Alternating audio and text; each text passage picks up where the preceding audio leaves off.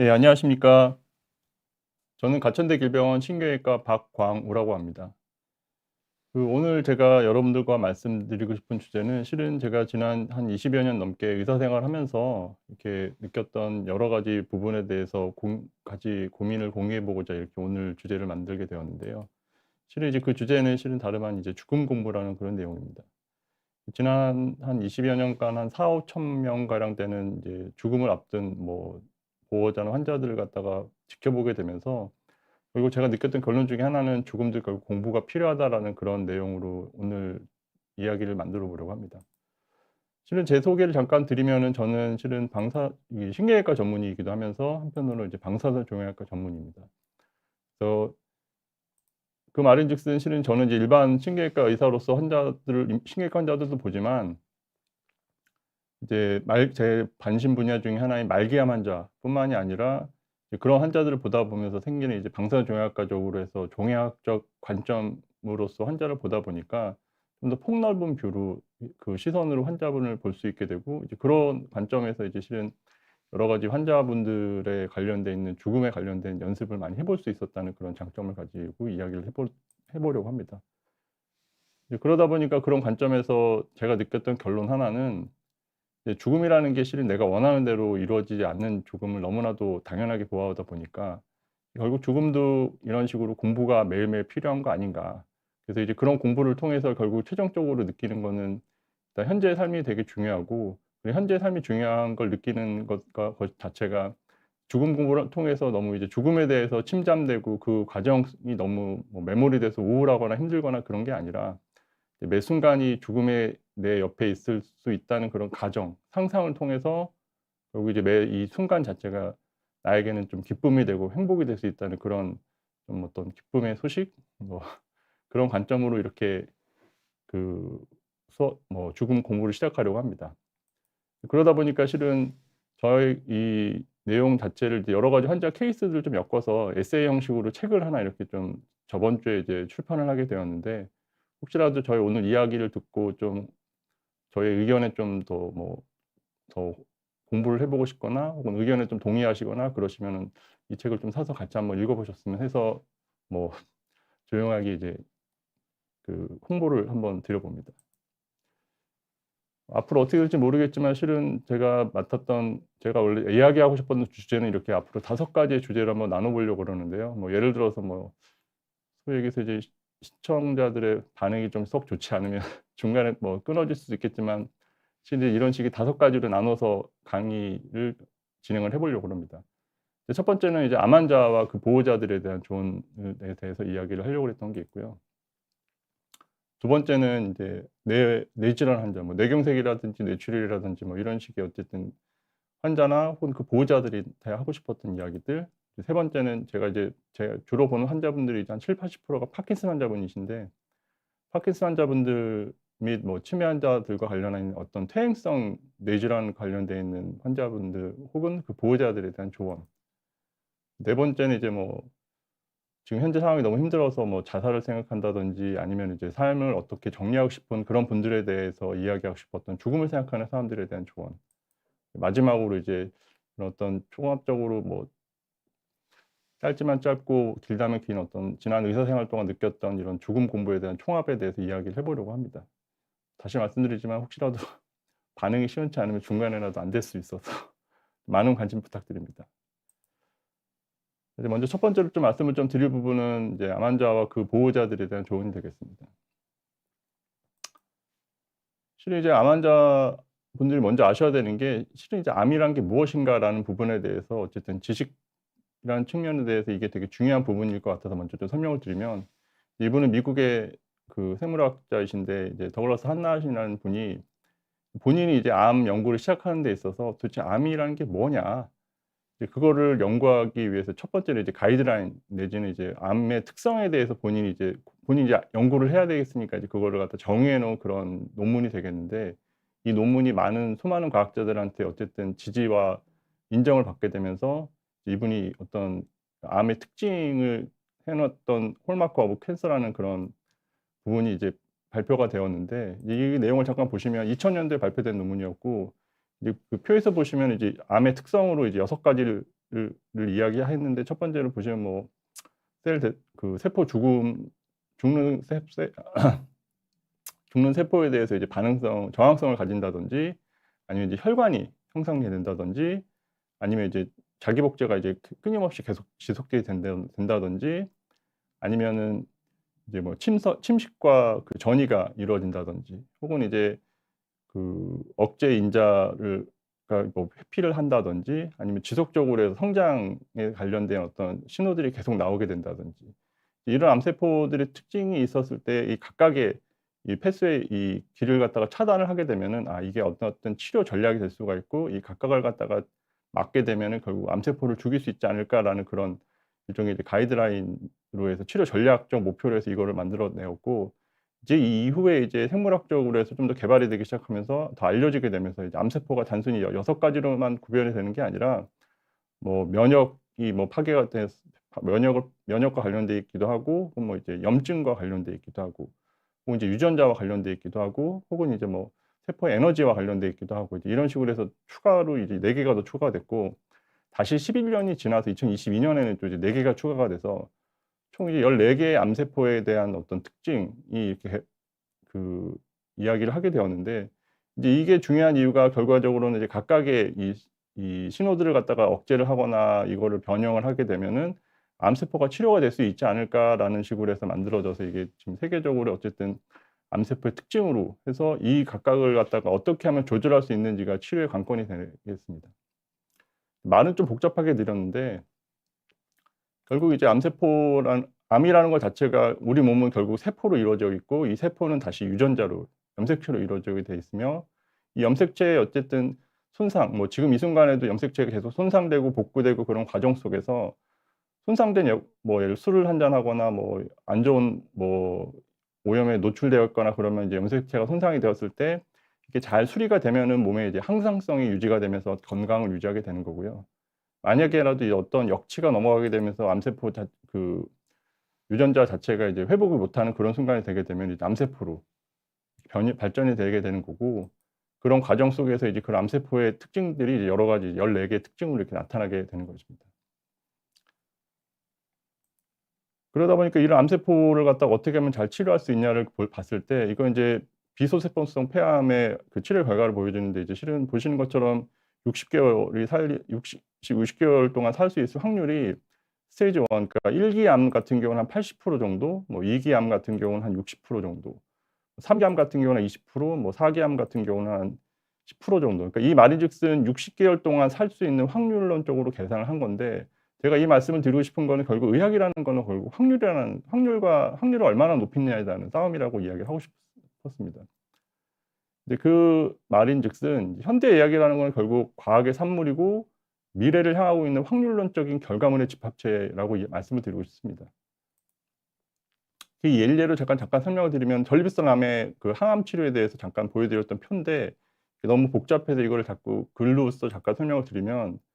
전립선 항암제가 원래는 실은 50 년대부터 75 년까지 이제 고식적 항암요법을 치료했는데 결국 결과가 별로 안 좋아서, 이제 이런 상황에서 결국 '전립선 암 자체를 굳이 항암 치료를 해야 되냐.'라는 그런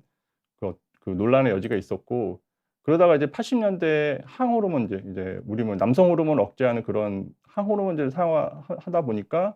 전립선 암이 좀 억제가 되고 진행을 좀 늦출 수 있다라고 보고가 되면서, 이때부터 이제 항호르몬제가 사용이 되기 시작했습니다. 그러면서 그 이후에는 항호르몬 요법에 반응하지 않는 경우는 이제 위톡산스테론이 효과가 있었다는 걸 보고를 하면서, 이제 이때부터는 이제 요 약이 쓰여지게 되었고, 이후에는 2004 년에 이제 뭐 스와그 트라이라든지 텍스트라 연구에서 이제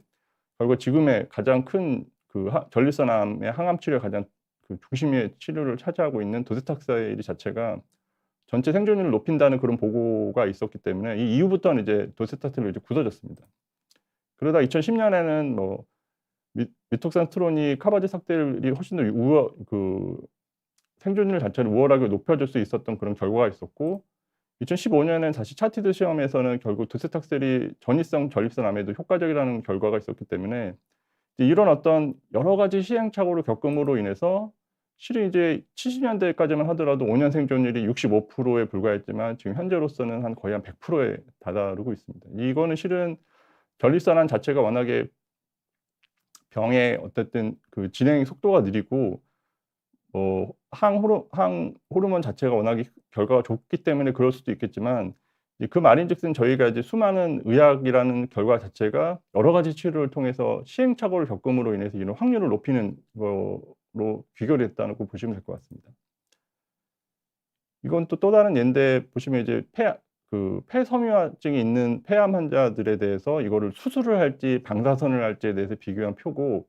이제 이 왼쪽에 있는 표 같은 경우는 뭐 나이라든지 뭐 숨 쉬는 그런 퍼포먼스 스케일을 갖다 감안한 점수를 봤을 때, 좋은 사람들 같은 경우는 수술을 하게 되면은 확률론적으로 좀 오래 살 확률이 높고, 반대로 그렇지 못한 경우에는 수술보다는 방사선 치료를 하는 게 효과가 좋겠다라는 그런 연구 결과를 보여주는 데이터가 되겠습니다.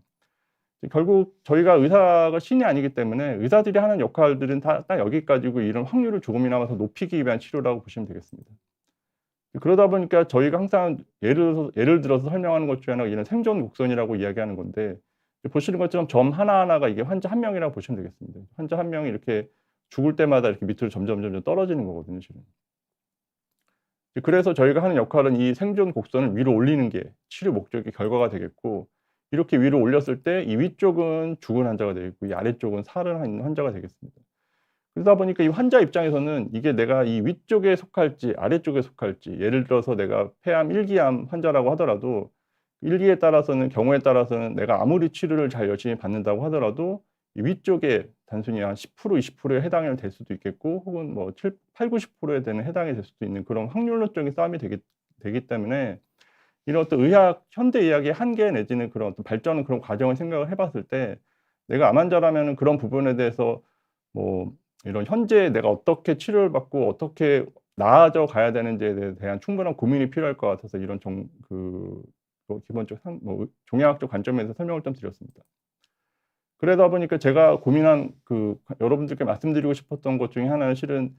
이 결승선, 저는 이제 모든 병도 그렇겠지만 특히 이제 암 환자분들 같은 경우는 마라톤을 뛴다고 이야기를 하는데, 이 마라톤의 끝이 결국 완치라는 그런 마라톤의 끝이 될 수도 있겠지만,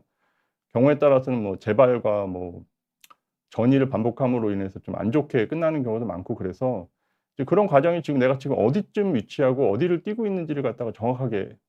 인지를 하고, 그런 부분에 대해서 어떻게 하면은 좀 더 확률을 높일 수 있을지에 대한 싸움을 의사뿐만이 아니라 환자 혹은 이제 보호자들도 같이 고민을 해야 된다고 생각을 하고 있습니다. 앞서 말씀드린 것처럼 매 순간순간마다 그런 확률론적으로 해서 내가 이쪽에, 아무리 저희가 1기암 환자가 5년 생존율이 80%라고 하더라도, 그 80%가 저희로서는 확률이지만 환자나 보호자한테는 결국 그게 일상이고 그게 100%로 다가오는 거기 때문에, 그런 20% 죽을 확률과 80%의 살 확률 속에서 어떻게 하면 내가 더 좋은 선택을 통해서 확률을 높일 수 있을지에 대한 싸움이라는 것을 이야기하고 싶었습니다. 그러다 보니까 항상 고민이 드는 것 중에 하나가, 과연 좋은 치료란 무엇인가? 결국 비싸고 그런 치료가 좋은 치료라는 건 아닌 것 같고요. 좋은 치료를 선택하는 데 있어서는 항상 저희가 고민하고, 저 같은 경우는 환자나 보호자들한테 어떠한 치료를 선택하는 데 있어서 플러스 마이너스 이 치료에 대한 어느 이득과 손실을 갖다가 명확하게 설명을 해서 같이 이렇게 고민하고 상의하는 것 자체가 좋은 치료를 하기 위한 선택적 그런 과정이라고 생각을 하거든요. 그러므로 인해서 제가 얘기하는 거는 실은 그 결과가 어찌 되었든지 간에 모두가 납득할 수 있고, 그리고 그로 인해서 서로 간에 후회가 남지 않게 하는 게, 저는 앞서 말씀드렸던 어떤 죽음 공부의 일환이라고 저는 생각을 하고 있습니다. 그래서 결국 이런 좋은 치료를 어떻게 하면 고민하는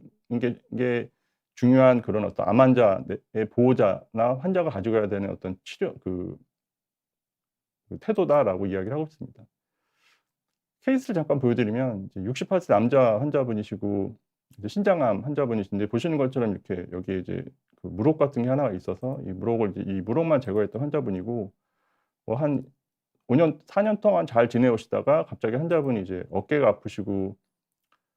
가슴이 좀 아프셔 가지고 사진을 찍었는데, 언뜻 보면 잘 모르시겠지만 제일 밑에 여기 이제 흉추 3번에 요렇게 뼈가 이렇게 뭉그러져 있는 걸 확인해 볼 수 있거든요. 그래서 이 뼈 자체를 확인하기 위해서 일단 MRI를 찍었더니, 이제 가운데 이제 흉추 3번이 주저앉으면서 뒤쪽에 신경을 많이 누르고 있는 걸 확인해 볼 수 있습니다. 근데 어떻게 보는 거냐면, 가운데 검게 보이는 거는 이제 신경이고, 이렇게 하얗게 보이는 거는 뇌척수액인데, 이 앞에 있는 암이 이렇게 심하게 확 누르고 있다 보니까 이 뇌척수액이 안 보일 정도로 이렇게 많이 눌려 있는 것을 확인해 볼 수 있습니다. 원래는 이제 보시는 것처럼 왼쪽에서 보이는 것처럼 이렇게 하얗게 보이는 게 요 부분이 이제 신경인데, 오른쪽에 이제 암이 이렇게 크게 있다 보니까는 이게 신경이 이렇게 찌그러져 있는 것을 확인해 볼 수 있고, 그래서 이 환자 같은 경우는 실은 너무 심하게 눌려 있어서 뭐 이렇게 암 제거하는 수술하고 그다음에 이렇게 척추 나사못 고정하는 그런 수술을 시행을 했고, 남아 있는 암에 대해서는 이제 방사선 수술을 이렇게 앞쪽으로 해서 시행을 했습니다. 이제 이후에 이제 펫을 찍었더니 이제 펫상에서는 보면 이제 실은 수술했던 부분에만 암이 쪼끔 남아 있고 다른 데는 다 괜찮았거든요. 그렇다면 과연 이 환자한테 선택할 수 있는 이 이후의 치료는 과연 무엇인가? 이제 결국 이제 원발암은 없지만 전이암이라는 이 순간 자체는 없어지는 게 아니기 때문에, 전이암이 여기 있다고 해서 다른 데도 없으리라는 보장은 없고, 이제 그런 과정에서 실은 이거를 선제적으로 면역 항암제를 쓸 것인가. 이거 면역 항암제 같은 경우는 실은 뭐 3 주에 1번 주사를 맞는데 보통 한 1,000,000원 정도 하는 그런 주사가 되겠고, 한 2년 정도 맞게 되는데, 일반적으로는 뭐 본인 부담 10%기 때문에 그런 거를 감안하고서라도 면역 항암제를 주사를 맞아야 되는 상황인 건지, 혹은 인제 실은 현재로서는 뭐 방사선 치료 받았기 때문에 뭐 딱히 남아 있는 부분은 없기 때문에 그런 부분에 대해서 면역 항암제를 받아야 되는, 그런 할지 말지에 대한 고민, 그리고 그러한 비용 1,000,000원이라는 비용을 갖다 고려를 해야 되는 상황인 건지. 뭐 두 번째는 표적 치료제인데, 이제 표적 치료제 같은 경우도 예전에 뭐 그런 표적 치료제를 갖다가 이전과 같은 고식적 항암제보다는 많이 성적이 나아졌기 때문에, 이제 그런 부분에 대해서 표적 치료제를 없지만 면역 항암제보다는 좀 낮은 성적으로 한번 고려를 해 봐야 되는 상황인 건지, 혹은 아니면 고식적 항암제를 해서 이전에 이 위에 거보다는 옛날부터 써 왔던 그런 항암제를 한번 써 봐야 되는 상황인 건지, 아니면 뭐 병은 없고 치료 일단 됐으니까 좀 더 봐야 되는 경과 관찰을 해도 되는 상황인 건지. 이런 과정 속에서는 실은 환자분 입장에서는 내 몸에 암이 어디가 어떻게 있을지 모르겠고, 이제 그런 상황에서 뭐 면역 항암제를 고려해 볼 수도 있고, 이제 그게 아니면 그냥 경과 관찰해서 볼 수도 있고, 이제 이런 여러 가지 다양한 선택적 옵션이 있는 게 있게 되겠고, 그런 선택의 과정 속에서 나의 확률을 어떻게 하면 높일 수 있을지에 대한 고민들이, 의사는 말 그대로 여러 가지 경험과 그다음에 어떤 논문과 이런 거를 가지고서는 환자나 보호자분들한테 설명하는 그런 과정이 되겠지만,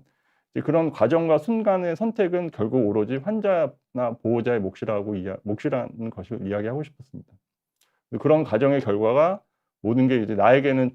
죽든 살든 100%로 다가오는 것이기 때문에, 현대 의학의 치료라는 게 이런 결국 확률과의 싸움이다라는 걸 이야기하고 싶었습니다. 두 번째 케이스 같은 경우는 74세 여자 환자, 이제 폐암 환자분이시고, 이분이 이제 갑자기 이제 목이 아프셔 가지고서 고개를 잘 못 돌리셨던 분이셨는데, 보시는 것처럼 이제 경추 3번 뼈에 이렇게 척추가 전이암이 돼 있었던 환자분이셨고, 이제 이후에 이제 보시는 것, 예전에는 실은 앞쪽 같은 경우는 이게 경추 3번 같은 경우는 이 앞에 보시는 것처럼 턱뼈가 이렇게 있는 것처럼 수술하기가 되게 어려운 부위거든요. 더군다나 이게 전이암 같은 경우는 피도 많이 나고 그렇기 때문에, 이런 경우는 보통 뒤에 목 수술 같은 경우는 뒤로 수술하든 앞으로 수술하든 할 수가 있지만, 이런 거 같은 경우는 뒤쪽으로 이제 고정만 시켜 놓은 상태고, 앞에 암은 거의 손대지 않은 상태에서, 앞에 암은 요렇게 이제 방사선 이렇게 치료해서 이렇게 앞쪽에 잘 보시는 것처럼 이제 그 신경이 잘 이렇게 통과가 돼 있는 모습을 확인해 볼 수 있고, 이 환자 같은 경우는 이후에 이제 표적 치료제 사용하면서 3 년간 이제 잘 무탈하게 사셨던 분이시거든요. 74 세라는 그런 고령의 연세임에도 불구하고 한 3-4 년을 갖다가 아무 이상 없이 잘 유지될 수 있었던 그런 치료법을 통해서 확인하는 걸 보면은, 실은 이제 그런 어떤 확률, 아주 좁은 길이고 뭐 경우에 따라서는 안 좋 그 누구에게는 좀 힘든 그런 길일 수 있겠지만, 이런 치료를 통해서 잘 살 수도 있는 그런 케이스도 있었다. 모든 환자를 이렇게 치료할 수 있느냐, 또 그런 건 아니어서, 보시는 것처럼 흉추 12 번에 이렇게 눌려 있는 전이암 환자가 있는데, 보면 이제 펫상에서 점으로 돼 있는 것들이 다 이제 다 전이암들이 다 돼 있는 상태거든요. 이제 이 환자 같은 경우는 실은 표적 치료제를 쓰기도 전에 이제 환자분이 안 좋으셔 가지고서 결국 돌아가셨는데, 이제 그런 이 과정 속에서 실은 단순히 그냥 통증 조절만 하는 그런 치료를 통해서 환자분의 어떤 치료적 선택을 갖다가 좌지우지하는 것 자체가,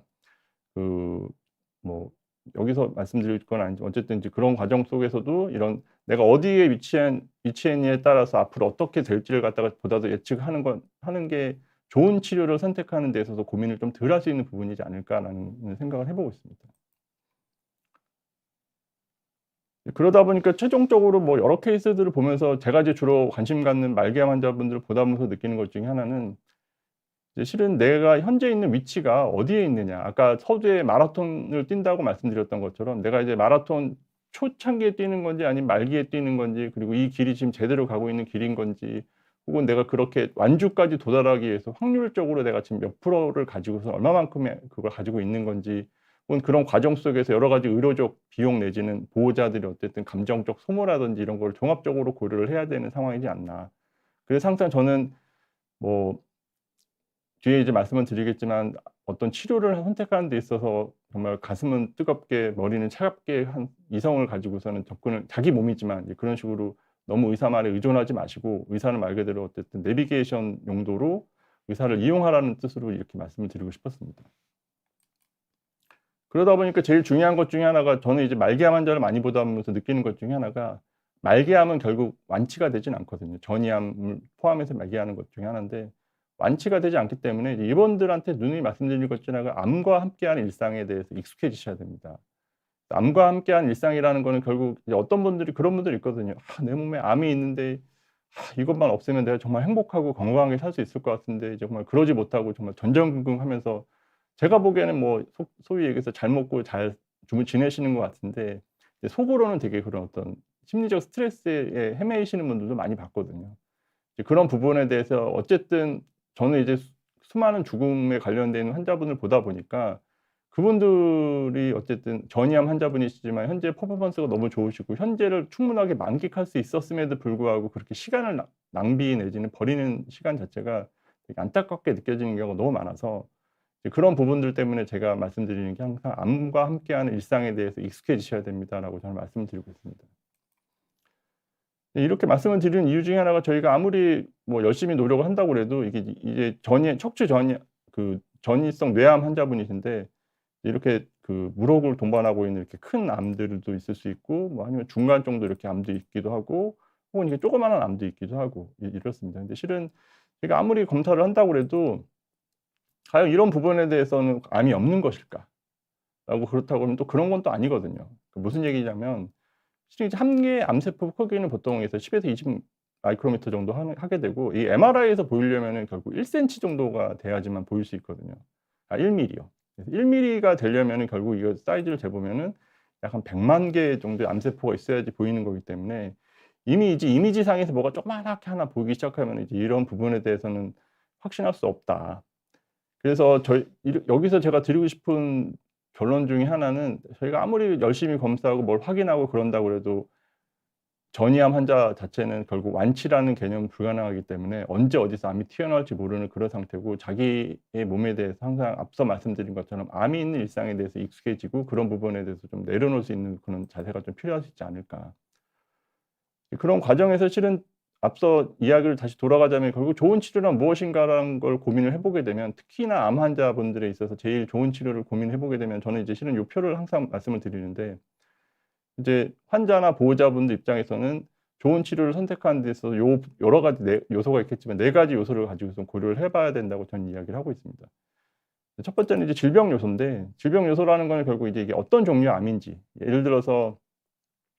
앞서 서두에서 말씀드린 것처럼 전립선 암 같은 경우는 병의 진행이 느린 암이기 때문에 좀 더 여유롭게 봐도 되고, 아니면 췌장암이라든지 폐암 같은 경우는 좀 약간 급하게 좀 진행될 수 있는 그런 암이기 때문에, 어쨌든 뭐 상황에 따라서 내 몸의 현재 상태, 아까 몇 기 나눠졌던 것처럼 저희가 몇 기를 나누는 이유 중에 중요한 이유 중에 하나가, 이게 과연 환자 예후, 결국 확률에 작용하는 부분이기 때문에 어떠한 치료를 어떻게 하는지에 따라서 그 퍼센트가 뭐 1-2% 좀 2-3% 올라갈 수 있겠지만, 그게 뭐 기수를 너무 올라갈 수 있을 정도로 한 번에 올라갈 수 있는 그런 확률론적인 그런 그 치료는 아니거든요. 그러다 보니까 실은 내가 어떤 종류의 암이 현재 내 몸의 상태가 어떻게 돼 있는지, 그리고 그 암을 치료하는 데 있어서 다른 병, 뭐 당뇨나 고혈압이 있는 이런 어떤 다른 병이 있는지를 확인하는 게 중요하고요. 두 번째는 이제 환자 요소인데, 환자 요소 중에서 이제 내 현재 나이와 뭐 키 몸무게, 그리고 사는 곳에 따라서 주변에 가까이 내다볼 수 있는 그런 병원들, 이제 저는 실은 빅5 병원이 무조건 좋다고 생각하지도 않고, 이제 그런 부분에 대해서 제일 중요한 게, 저는 주변에서도 제가 아무래도 의사다 보니까 뭐 주변에 "네가 아는 믿을 만한 병원을 좀 소개시켜 줘 봐." 이렇게 얘기를 하면은, 저는 제일 좋은 병원은 집 가까운 병원이 제일 좋은 병원이라고 이야기를 하거든요. 설사 그 병원이 뭐가 마음에 안 맞는다고 하더라도 요즘처럼 우리나라처럼 이렇게 병원 문턱이 낮은 나라도 없다 보니까 그 병원이 아니면 또 그 바로 옆에 있는 병원을 찾아가고, 그래서 실은 그 병원의 어쨌든 시스템을 이용하는 것도 중요하지만 어떤 의사를 만나서 어떻게 합을 이끌어 나가는 것도 되게 중요하다고 보기 때문에 이제 제 입장에서는 사는 곳이 어디냐에 따라서도 그 치료의 플랜을 전략을 짜는 데서 중요하고, 그리고 나이뿐만이 아니라 이 나이와 동시에 봐야 되는 것 중에 하나가 건강 생활 일상생활 능력이 얼마나 되는지, 뭐 KPS라든지 ECOG 같은 그런 점수를 통해서 환자분이 이 치료를 갖다가 얼마만큼 견딜 수 있는지에 대해서 보는 게 이제 키와 몸무게 뭐 BMI라든지 일상생활 능력 점수 같은 걸 보는 거거든요.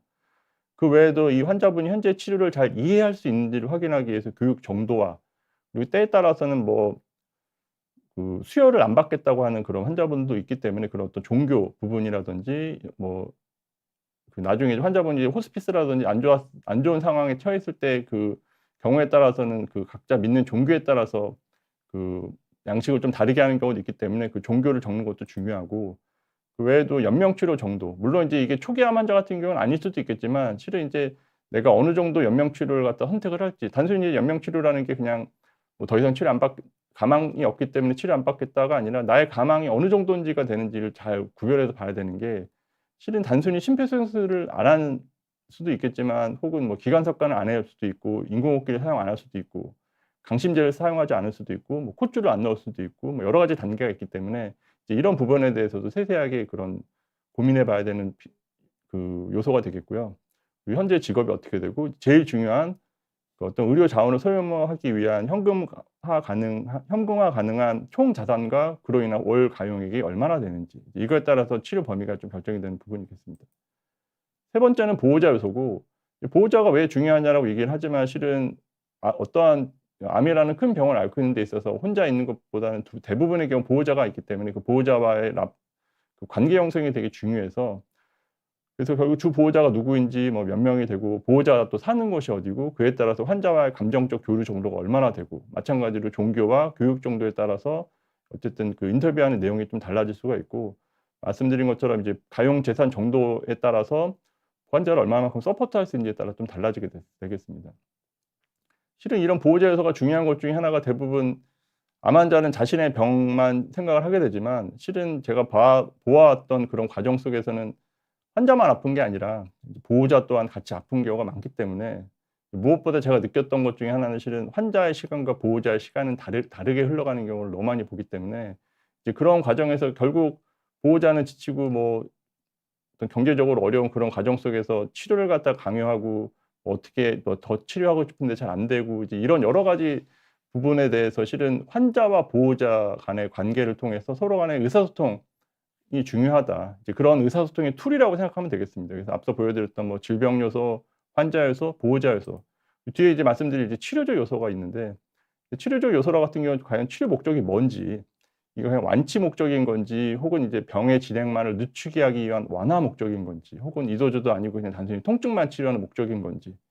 근데 이런 치료 목적에 따라서 치료 방법도 조금씩 달라질 수가 있는데, 치료 방법도 단순히 이제 항암 치료를 할지 아니면은 방사선 치료를 할지 혹은 수술적 치료를 할지 아니면 약물 치료만 하는 완화 치료만 할지, 이제 이거에 따라서 앞서 말씀드렸던 그 네 가지 요소를 놓고 이제 확률론 쪽으로 접근을 하게 되는 거죠. 뭐 예를 들어서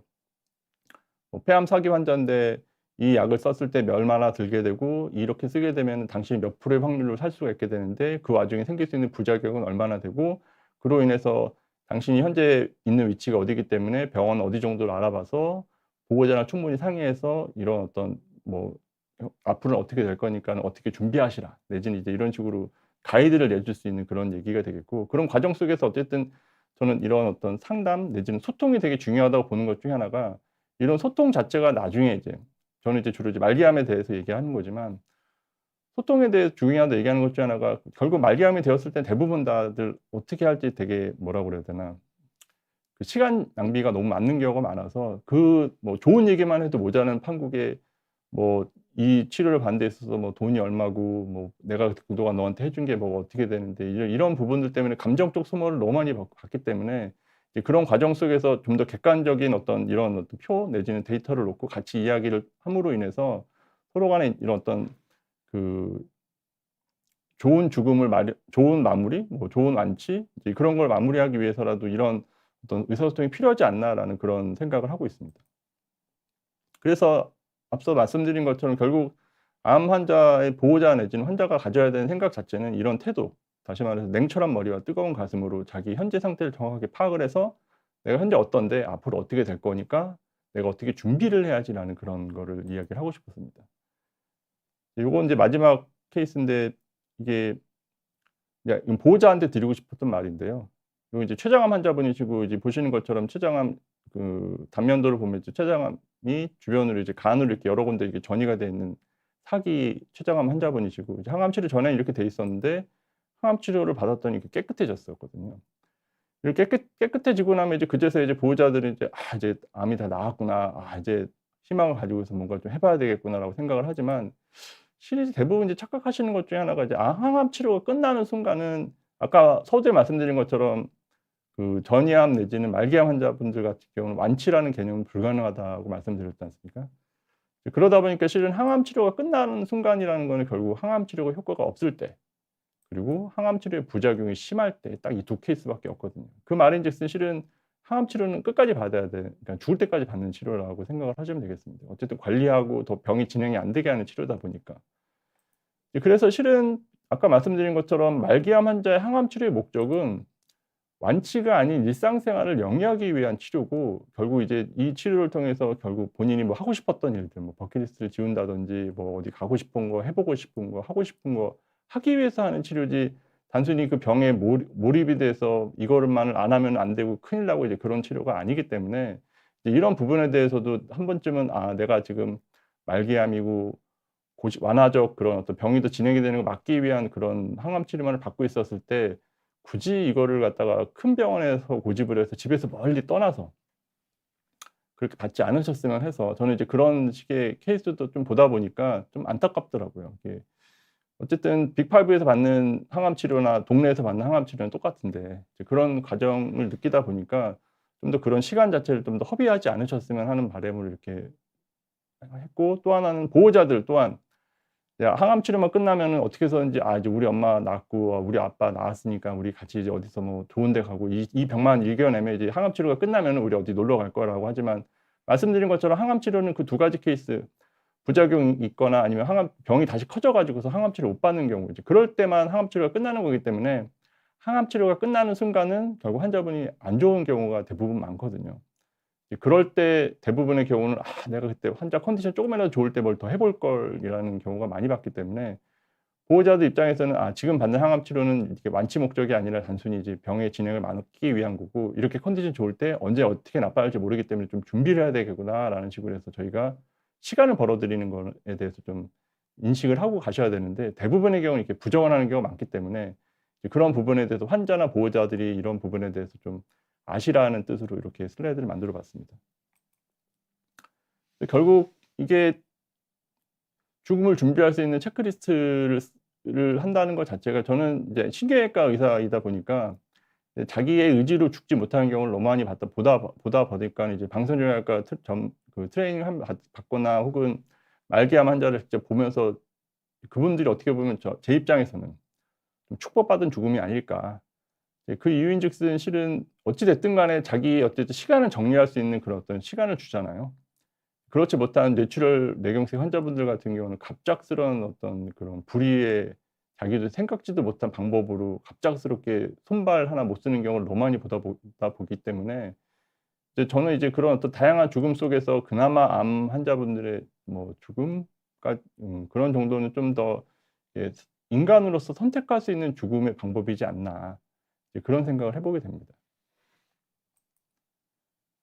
네 마지막으로 이제 어쨌든 제 의견은 어쨌든 개인적인 의견이고 제가 모든 환자분이나 보호자분들한테 말씀드리는 것 중에 하나가 "너무 의사만 믿지 마시라." 의사도 사람인 거고 결국 저희가 해 드리는 것 중에 하나는 여러 가지 다양한 환자 케이스와 뭐 논문과 그런 어떤 의학적 검토를 통해서 확률론적으로 접근하는 것이기 때문에 그런 확률에 대한 선택은 이제 오로지 환자분의 본인의 몫이다. 그런 과정 속에서 실은 충분한 대화와 소통을 통해서 어떻게 하면 좋은 치료를 선택할 수 있게 하는 것이 저희의 역할이라고 보는 것이고 물론 이제 이거는 개인적으로 뭐 의사조차도 사람이기 때문에 여러 가지 다양한 의사가 많기 때문에 '저 같은 의사도 있구나.'라는 식으로 해서 좀 생각만 좀 해 주셨으면 합니다. 그래서 제가 이 마지막 슬라이드 같은 경우는 여러 지금 암을 앓고 있는 여러 환자분이나 보호자분들 모두가 잘 나으셨으면 하는 완치가 되었으면 하는 그런 바람, 혹은 그게 잘 안 됐다고 하더라도 그 과정 자체가 너무나 힘들지 않으셨으면 하는 바람으로 이런 슬라이드를 좀 만들어 봤습니다. 네, 이상 들어 주셔서 감사합니다. 고맙습니다.